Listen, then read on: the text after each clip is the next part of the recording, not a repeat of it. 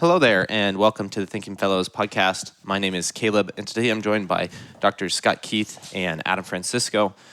This is what today is for us is the Monday after Easter, and this show is going to be coming out tomorrow. And I said last week, if you listened to the show, that we would be doing our Easter episode after Easter, and that just happened because of kind of the recording schedule and where our show drops. We drop on Tuesday, like mid or before the afternoon, right before the afternoon, between 10 and 11, based on when I get the show notes done. And because of that, I felt like it was kind of like a long way, even though it was still Holy Week, it was a long way out to Easter to do it last Tuesday.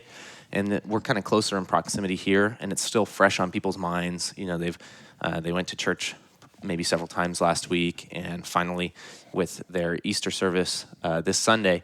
And what I wanted to focus on was how the cross is the center of our theology, and do an episode tied into the resurrection, the crucifixion and the resurrection, and how that is the center of not just this week, but is the center of all of our theology. And really the core of what we do on the Thinking Fellows is, I hope, that we get to the cross of Christ in everything we do, that is through our doctrine, through the evangelism and apologetics episodes that we do, and even, I think, through church history. Because when we do those episodes on great thinkers of the Christian faith, I think the category that we use to determine if somebody was a great thinker is, did they keep Christ and his work on the cross center in their theology, or did that come out in their theology?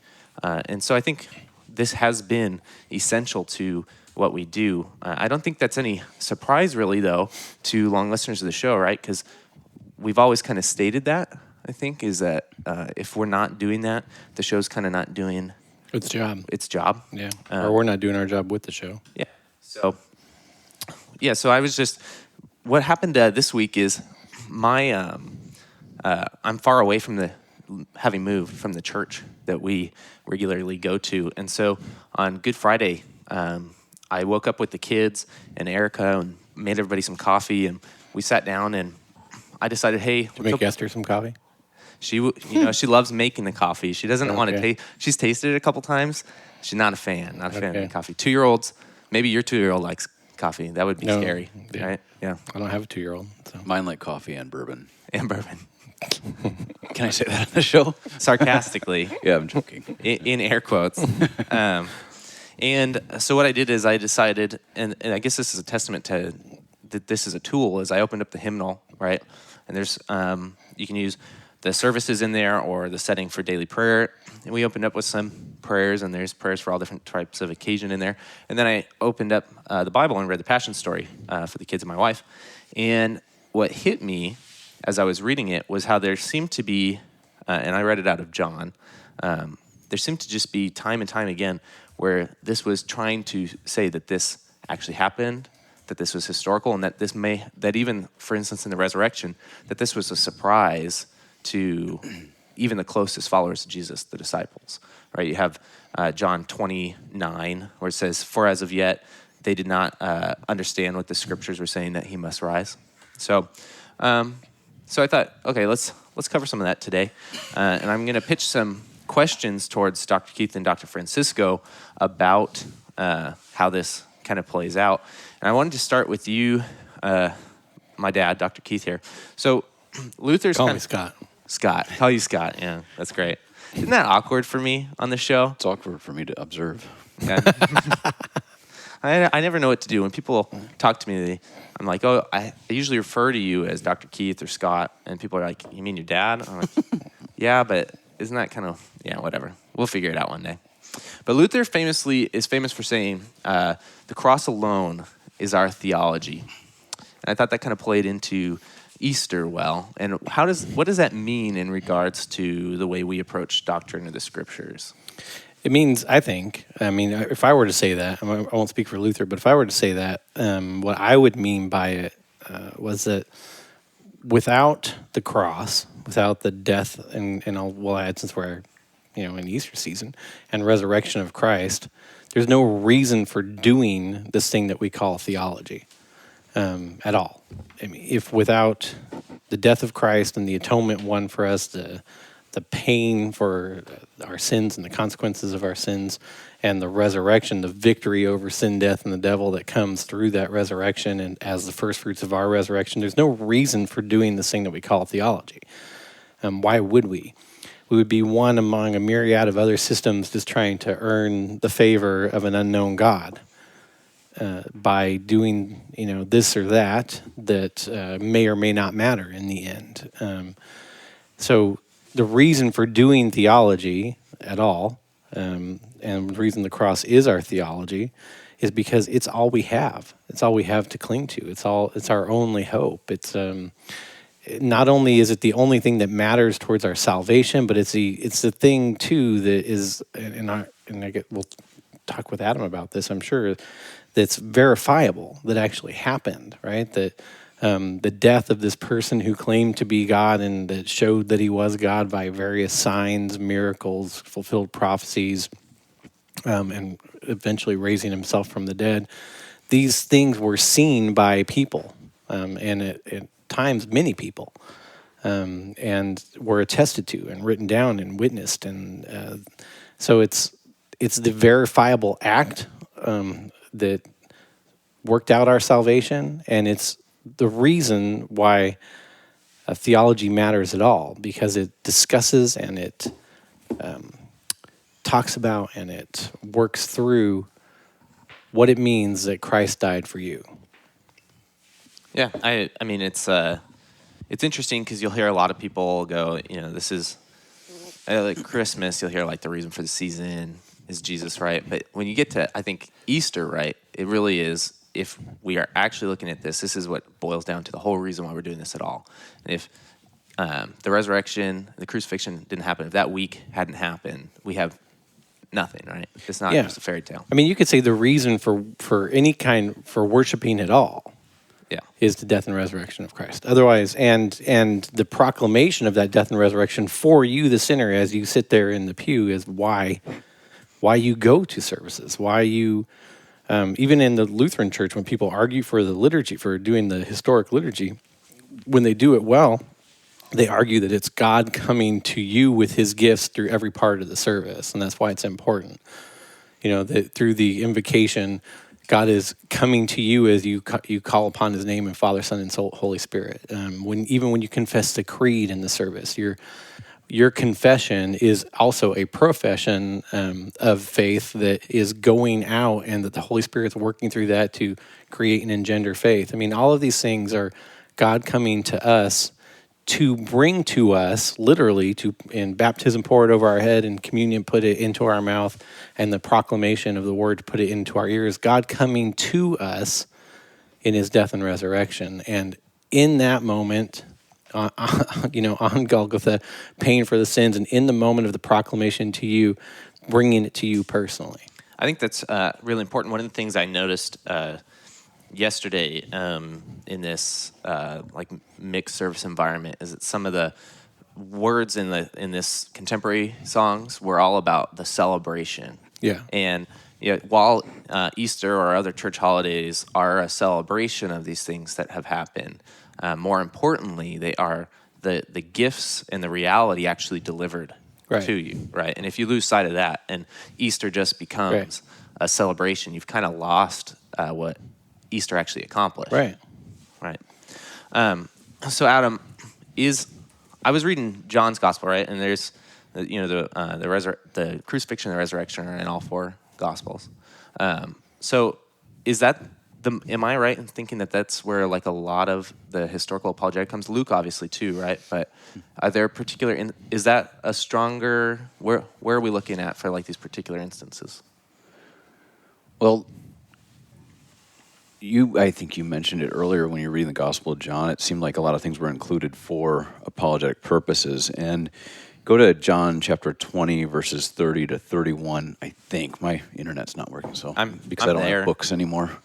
But it says, these things are written so that you might believe that Jesus is the Christ, the Son of the living God. So all these things are written down. You could sort of expand that and say the Gospels themselves were written to persuade the audience, whether they're being read to an audience or a person's reading them for themselves, that Jesus was the Christ, the Son of the living God.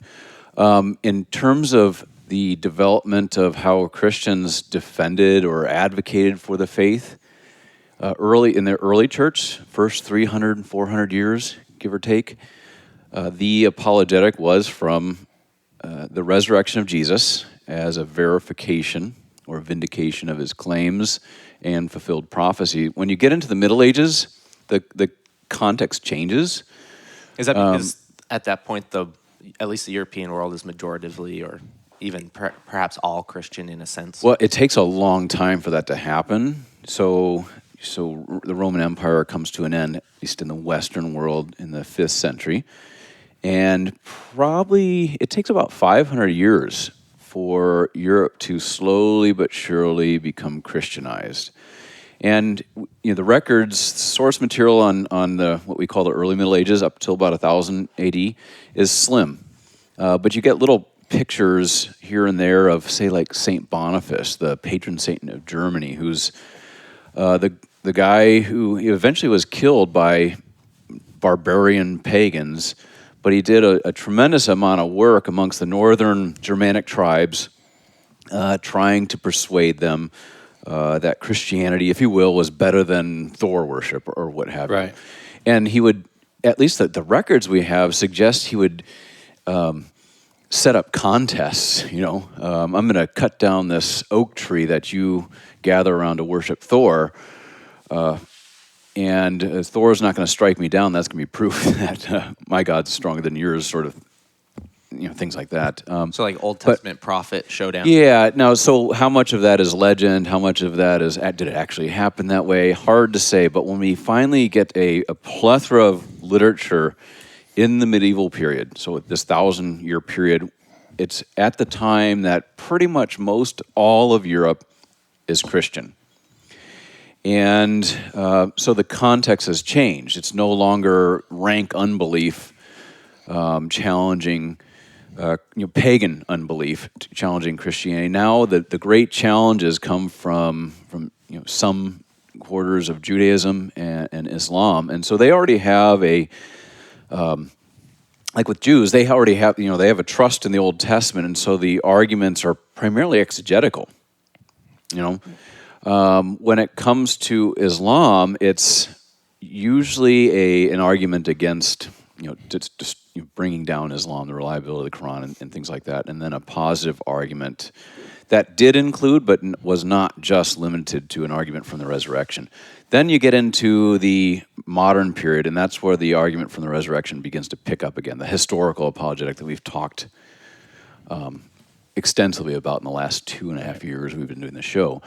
And I think that stems from what we've talked about in episodes about epistemology and how people accept and get knowledge. Right? We've kind of come in Western culture. We've sort of come full circle, if you will, in terms of the history of the church. It starts off 300, 400 years of encountering resistance and hostility from people of not theistic backgrounds, not Muslims and Jews primarily. And so then you get this period where people have that basic assumption. Now we're in the modern period where people have dumped that assumption again. And so we're kind of, if you will, the way some people describe it is there's this sort of pre-church era. I don't really like this language, but for lack of a better way of putting it, first 300 years. Then this churched era in the Middle Ages through the early modern period, just past the Reformation. And then post-churched period that looks much more like the early church than it does, say, the context of the Reformation. Yeah, where you're dealing with people who have an entirely different world. Yeah, all bets are off. Scott said earlier, or Dr. Keith, or just Scott. My Lord, have mercy. That's enough. Really enough. The crucifixion, the resurrection is our only hope, and you also added that it's also our only foundation. I don't think you can say it enough. If it wasn't for the resurrection, we're just wasting time. Yeah, I like how you put it, that we're just sort of like every other religious or faith tradition, as people call it now.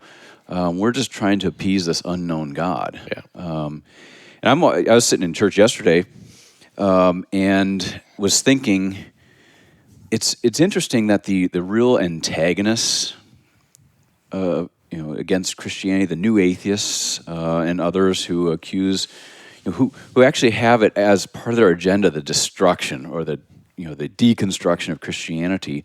Why don't they go after the resurrection Yeah, they don't. in a serious way? Not in a serious way. Because if you want to get rid of Christianity, if it's such a problem as like Richard Dawkins thinks it is, Yeah. go after that. But they don't. They go after miracles as a category first. Right. They go after it philosophically, abstractly. It's not, they don't go after it factually. And Not after the history and the testimony of the resurrection. right. I was watching this kind of a debate between John Lennox of Oxford, a mathematician at Oxford University, now retired, I think, and Richard Dawkins, who was also there. And the title was, "Has Science Buried God?" And John Lennox moved into kind of a historical apologetic, and he says it's a conversation slash a debate, and he turns to Richard Dawkins. He says, one of the things that troubles me, Richard, about your attacks against Christianity is you don't take the historicity of it all very seriously. You just simply write it off immediately by saying things that are just simply absurd, that maybe Jesus didn't exist in the first place. Right. And Right. so- The phrase that always bugs me is, well, we know we can't believe this as history because it's recording things that we know can't happen. Yeah. You know, you have this sort of presupposition. Yeah, we know, We right? know. Yeah. Yeah, I think sort of the key is to try to lump Christianity in with the rest of the world's religions, right? Reduce it. You'll hear the in debates like that, or even just in articles, the damage that religion has done, Western religion has done, things like that. I think Very common these days. Like you said, it's the key. The key for them is to get it away from the cross, to get it away from the resurrection. Because if you can make it like the rest of the world's religions, you can have a philosophical debate, show that it's all meaningless or purposeless, and that it's just as legitimate not to believe anything. Well, and the minute you sort of get sucked into the philosophical debate, you're off the point. You're off track, right? And it's easy to get sucked into because it makes me as angry as anybody else to sort of see people give away whole categories of knowledge and epistemology and to just attack really what's being attacked, I think, more, and you and I were talking about this on our hike the other day, Caleb, is what's being attacked more and more in the Western world is empiricism, really. This idea that you can know things, or that the way to, quote unquote, know things is by gathering facts that are available to your external senses. And but anyway, I was going to answer your question in a way, because I was just looking. Adam brought up John 20, and I'll read the verses 30 and 31 in a second. But you nailed them anyway. But John chapter 20, if you just look at the headings in John chapter 20, which are of course added later, they weren't original to the text of the book of John. But they, in a way, They come summarize from the theme. text. Yeah, right? it's very much Logi method kind of stuff.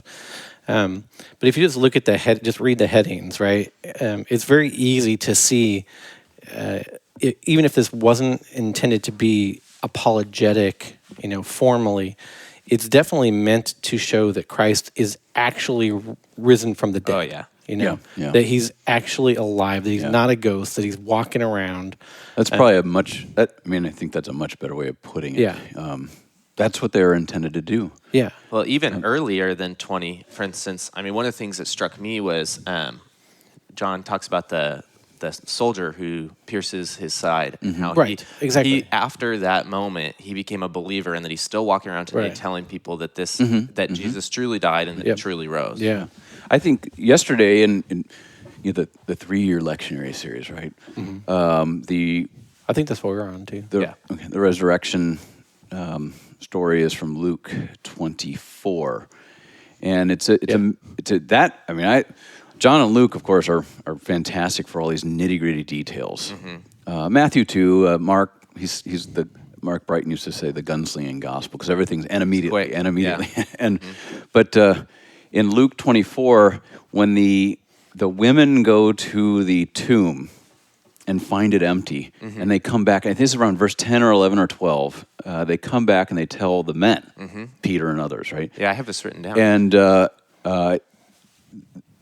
Luke writes something like, and it seemed to them, the men, that they were just talking idle tales or something like that,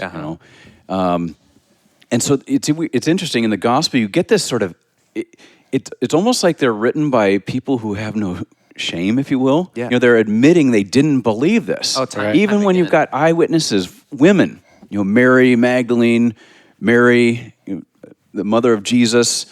I think Joanna. I don't know who that is, and there's a few others. Yeah. Luke only he names 3, and then says and others, and I think John includes some other names.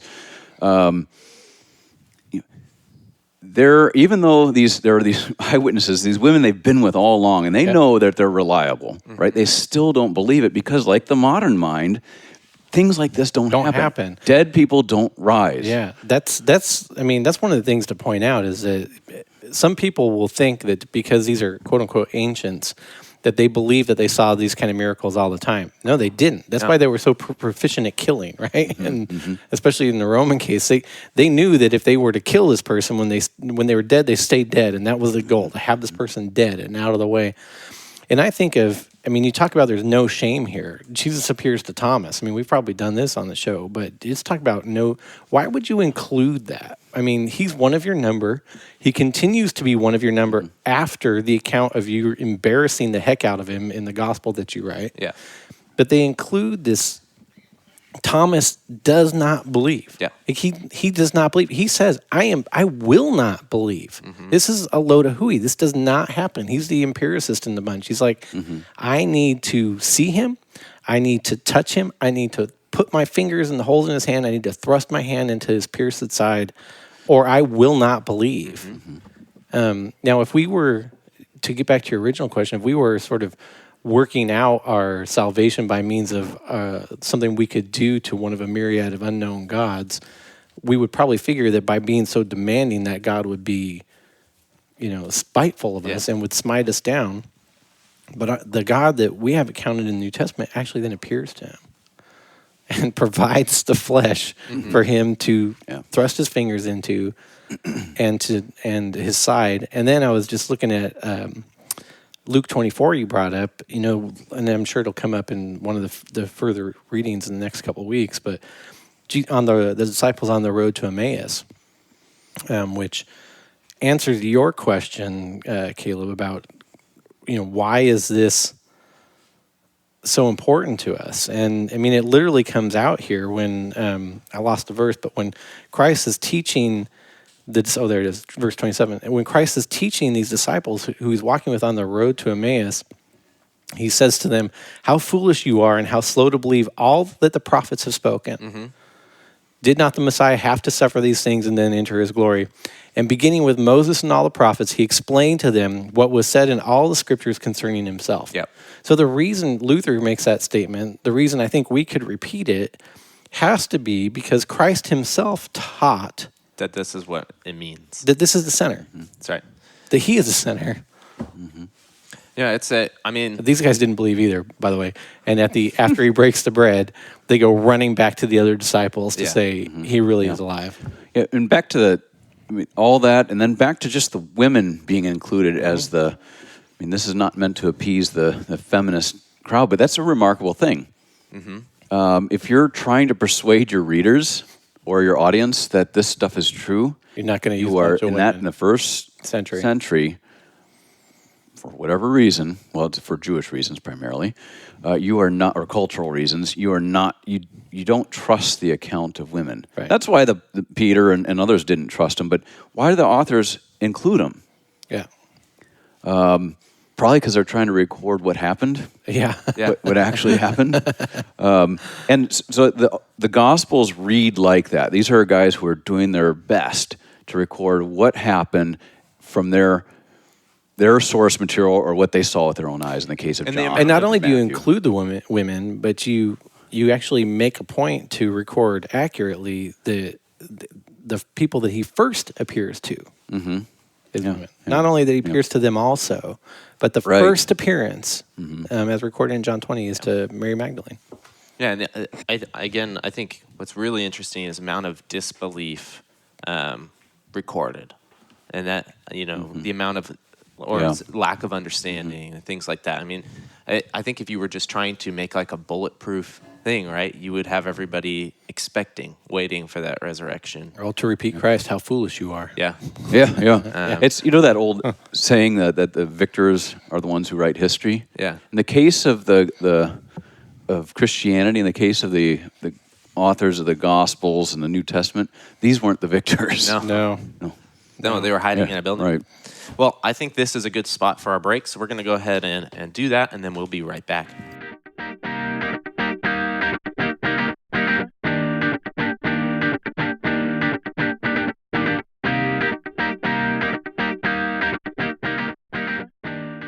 Hey there, and welcome to our break. Today we are going to talk about the Here We Still Stand conference that's happening this October. And along with that, we're going to offer up a discount code for registration for Thinking Fellows listeners who want to come to the show.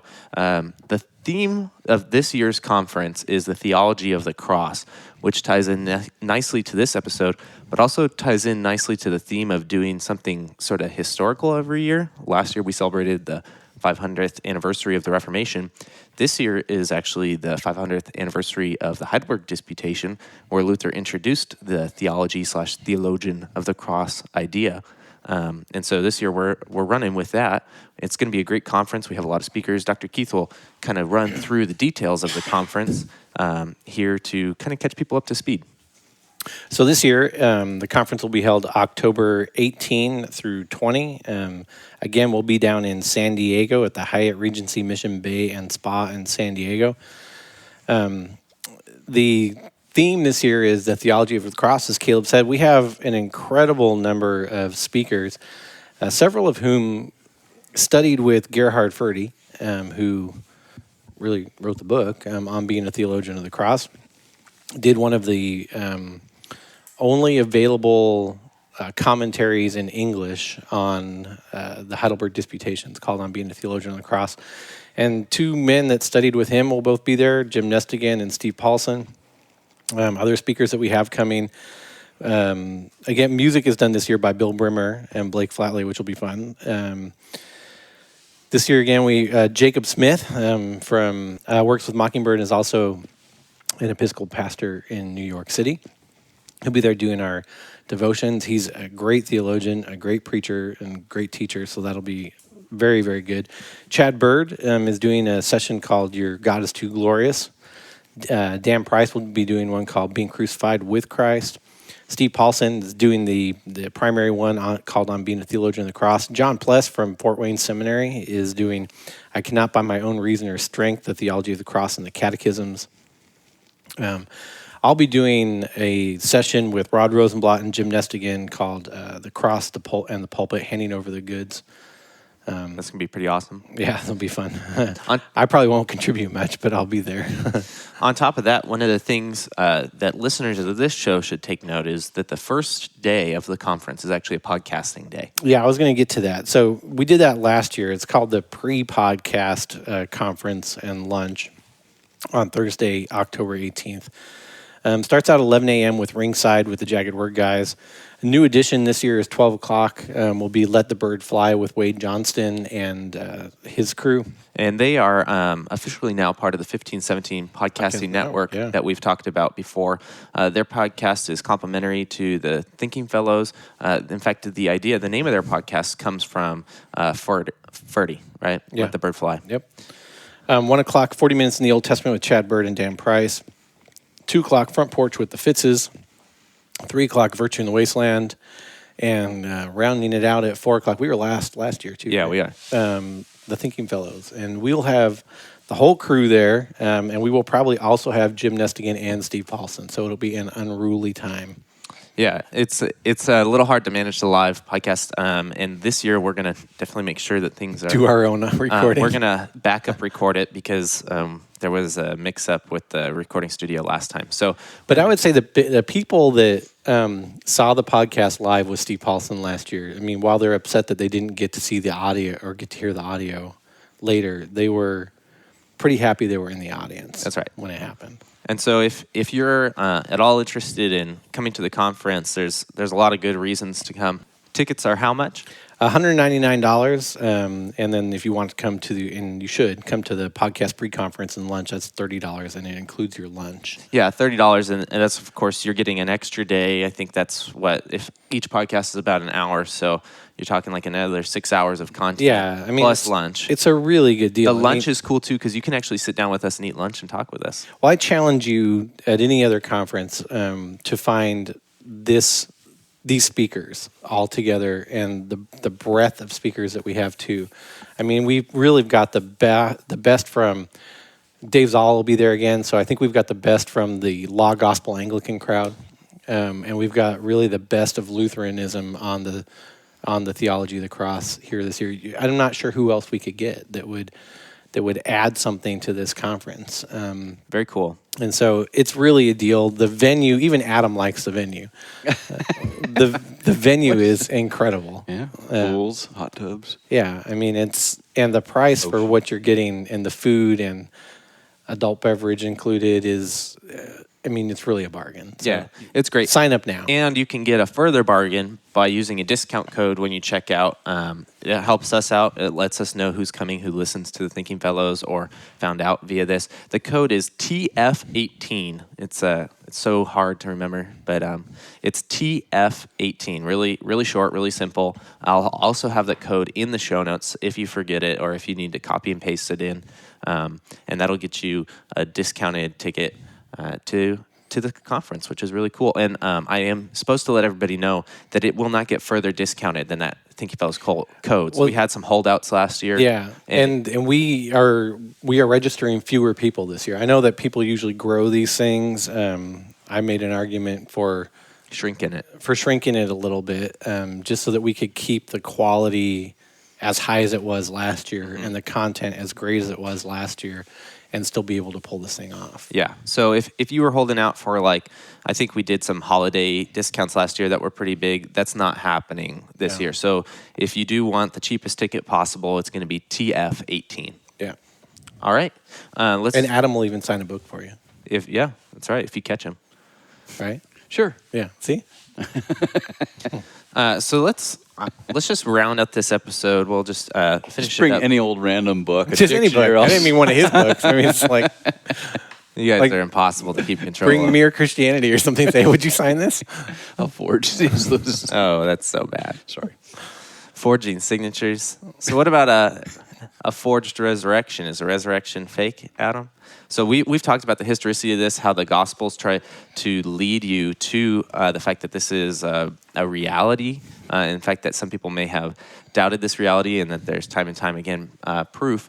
But when we approach this today, you have a book that's centered on this. How do we deal with people who say, well, it might accept the historicity of Jesus' life and maybe even the historicity of his death, but reject the resurrection? Yeah, that's the $1 million question, right? I think there's a lot of barriers people have to believing that Jesus actually rose from the dead. One is what we talked about earlier in the first half of the show, the philosophical assumptions people have. That miracles just don't happen, dead people don't rise, and so while the Gospels from this particular vantage point, while the Gospels might be good source material for a historical Jesus, the miracles in the Gospels are not to be believed. Right. That's Presupposition. in a lot of literature out there. The big name here would be Bart Ehrman in his Introduction to the New Testament in the early church, which is used as a standard textbook in most university classrooms. He's got a whole little section right in the middle of the book on the issue of miracles and history, and makes the point, it's kind of a contradictory little piece, it's only 2 pages. He says that miracles are so improbable that we're to regard them as impossible. Yeah.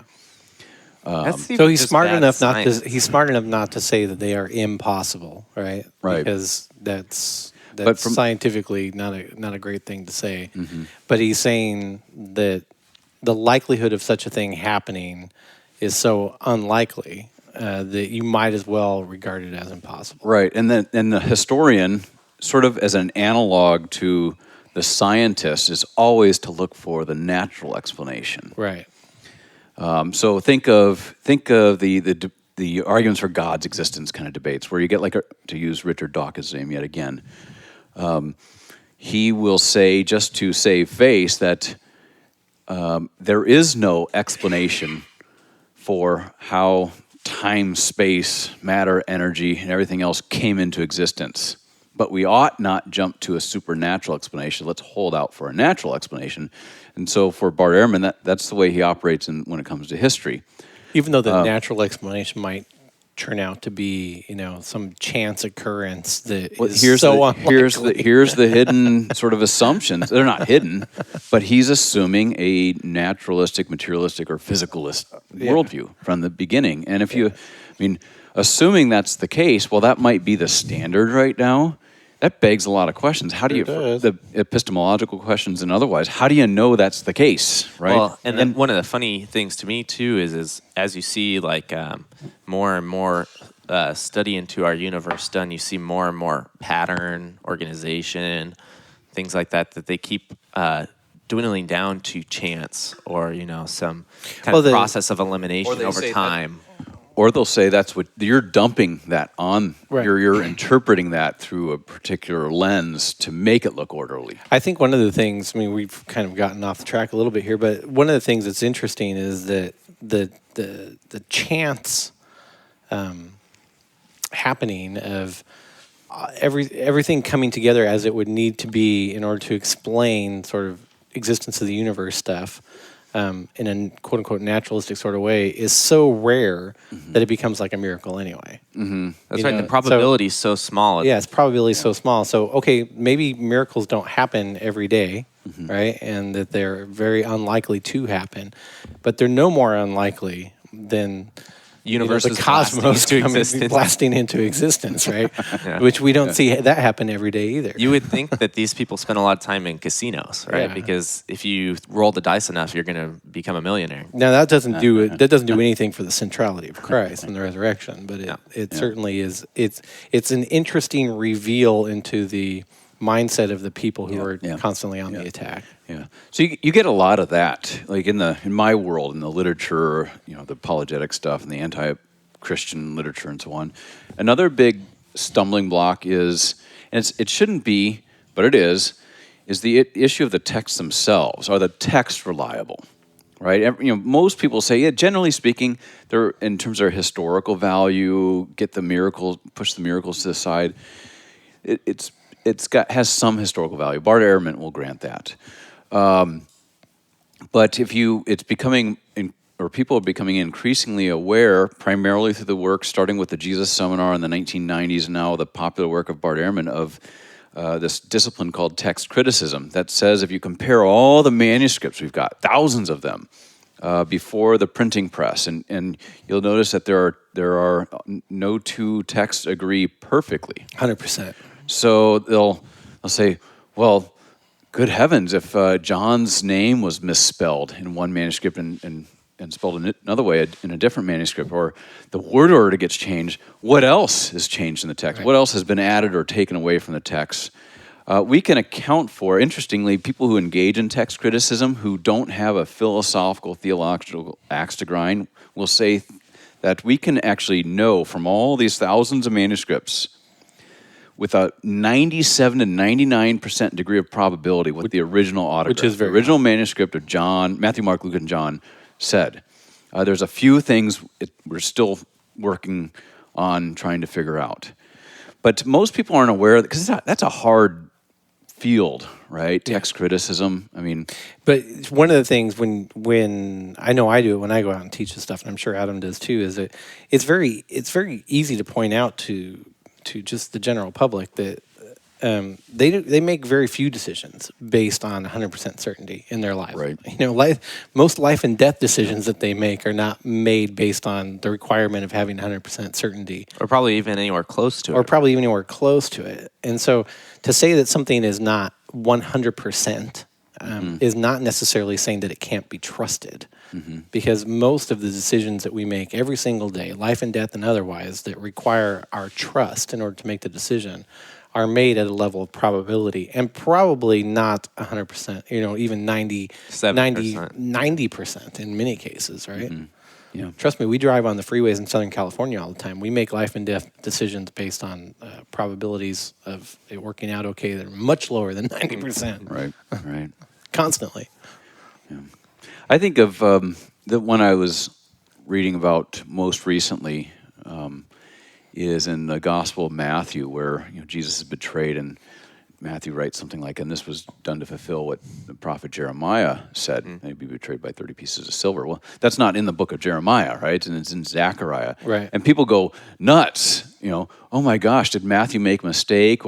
And they never stop to think, well, is it perhaps that the way the Old Testament was arranged back in Matthew's day, there's a split between Jeremiah and Zechariah, or Right. maybe there's all sorts of other explanations apart in addition to maybe Matthew got it wrong, right? Right. I don't think Matthew got it wrong, but that's not. There's other ways of thinking about it, and so a lot of people are expecting a kind of like what Muslims claim about the Quran, that it's been perfectly preserved through the centuries, which it hasn't been, but they're expecting the same with the biblical text. Yeah.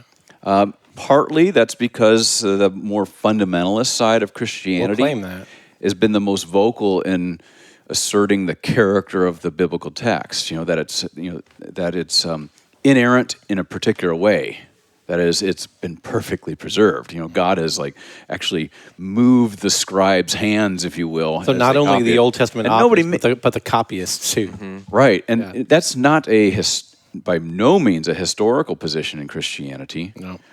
It's actually relatively new, and there's no promise in the New Testament that God, the Holy Spirit's going to observe the scribes through the centuries as they're doing that. So partly it's sometimes Christians, well-meaning Christians, have over-asserted things in the public arena when it comes to this apologetic context that just, once you look at it closely, it Well, doesn't and I was stand going to up. bring this up at towards the last half of the episode, but that it seems to me that in this era where Christianity is declining again, especially in Europe and coming over to America, that it seems to be, I think, there's at least a correlation with the decline of the gospel and the cross being the center of the Christian doctrine and the Christian preaching there, and moving to things like, arguing the inerrancy of Scripture, even the English translations of Scripture and things like that. Or particular translations. That's right. Or translations over against others. or particular moral values instead, Yeah. and things like that. Just making those center. Sure. Not that inerrancy isn't important. Not that moral values aren't important. I was thinking about that at the break. This whole question again of Luther's comment. Christ being the center and the only reason for doing theology. It's so funny if you listen to the words of Christ as recorded by the apostles. I don't know how you come to any other conclusion, honestly. What we do is centered on Christ and Him crucified. Even that line from Mark 24 or from Luke 24, where on the road to Emmaus, where Christ is saying, All these speak about me. yeah, all these things speak about me. And it's the only reason. Yeah, he literally taught them down to learn the Old Testament and to see that the Old Testament was about Christ, Right. and particularly when you hear him talk on his way to be crucified, you hear him talk about how the Scriptures are about the Messiah dying and rising. Yeah. I mean, constantly. And then you get to what Adam referred to earlier in John chapter 20. Jesus performed many other signs in the presence of his disciples. So not just the ones already recorded, right, here, but many other signs in the presence of his disciples, which are not recorded in this book.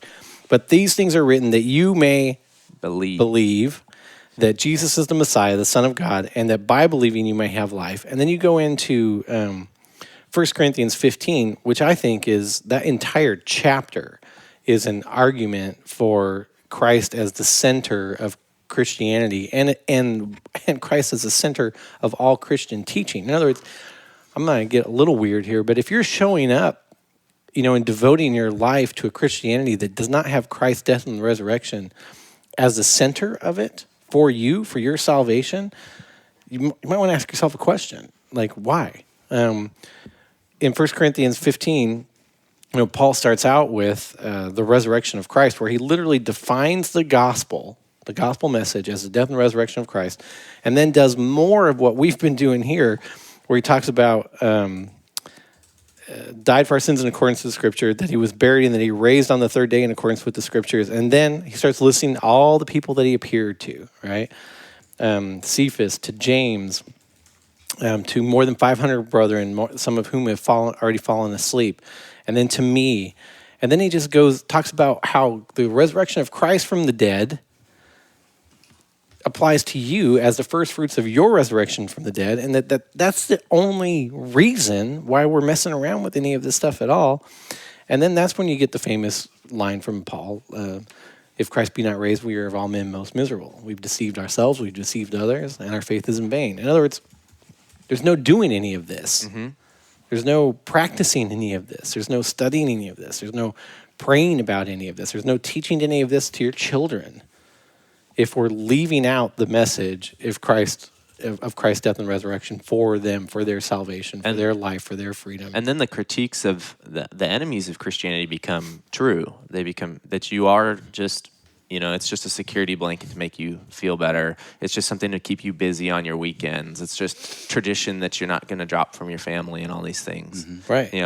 That becomes really true if the death and resurrection of Christ is not about what you're doing. It was dead people don't rise. They knew it. It was such a game-changing event when they saw it happened that it became the center. Mm-hmm. I think it was the Jews in Thessalonica, Acts 17, the first third of the text. Yeah. Paul's there, and as Luke records, he, as was his custom, he went into the synagogue, and I think for 3 weeks or something like that, and reasoned with the Jews from the Old Testament or from the Scriptures that Jesus was the Messiah, spoken of in there, and then there's sort of like an uproar, right? And they go back to this guy Jason's house, and it's like a mob surrounds the house, and some city officials come out and they're complaining.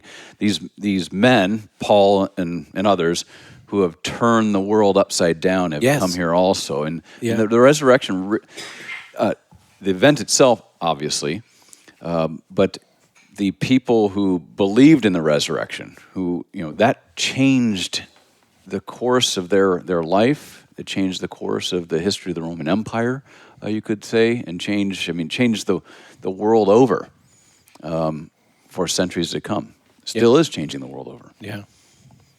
Turn the world upside down. Very cool. Well, thank you for joining us on this late Easter Resurrection episode. This has been a fantastic episode to record. I know that sometimes people are like, well, you guys talk about the resurrection all the time. I mean, this episode really highlights we've got why. We've got some pretty good forceful, actually, teaching from Christ saying that that's the thing to do. And if we're not doing it, there's no reason for this show. So once again, thank you for listening. If you want to find out more great podcasts and things like that, you can check out the show notes in this show. I'll have a list of the other podcasts on the 1517 network that we've talked about. That network is launching, I think, in about a week from now, too, when we'll have official links up for everybody to go see that and subscribe to all the shows that the 1517 is producing. So once again, thank you for listening to this show. He is risen. He's risen indeed. Hallelujah.